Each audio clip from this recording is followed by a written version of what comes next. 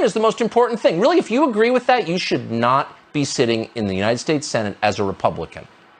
And yet that's their position. Of course, it's Lindsey Graham's position, just to give you yet another example. That if Putin's still standing after all this, then the world's going to be a very dark place. China's going to get the wrong signal, and we'll have a mess on our hands in Europe for decades to come. So let's take out Putin by helping Ukraine. All right, so you're saying that that's how this ends, that Putin is removed? Is there any way? There's no off-ramp. There is no off-ramp. No off-ramp. Let's take out Putin.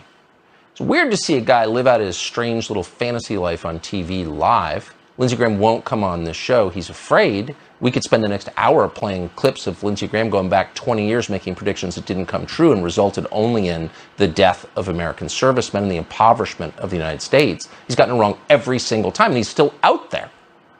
Let's just take out Putin. Really, what would happen then? The country has 6,000 nuclear weapons.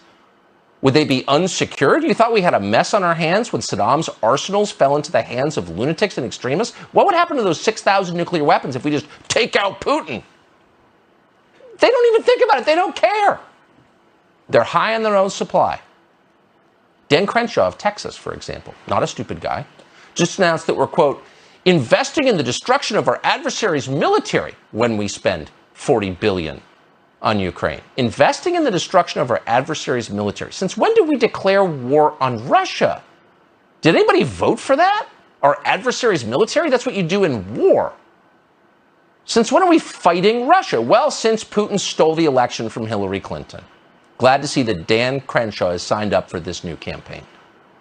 But you got to wonder at what cost, not just the peril, the real peril that this could escalate into something crushing for the West, but what immediate cost to the United States and our own ability to defend ourselves? All those people who love the military, do they ever ask that question?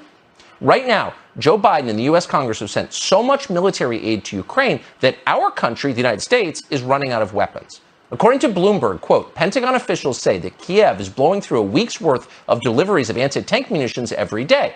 It's also running short of usable aircraft as Russian airstrikes and combat losses take their toll. Ammunition has become scarce in Mariupol and other areas in Ukraine.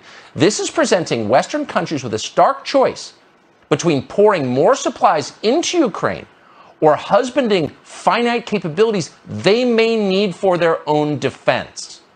That's the line. They may need for their own defense. It's a scary world, and if you blow it all on Ukraine with finite resources, which we have, sorry, where does that leave you? Undefended.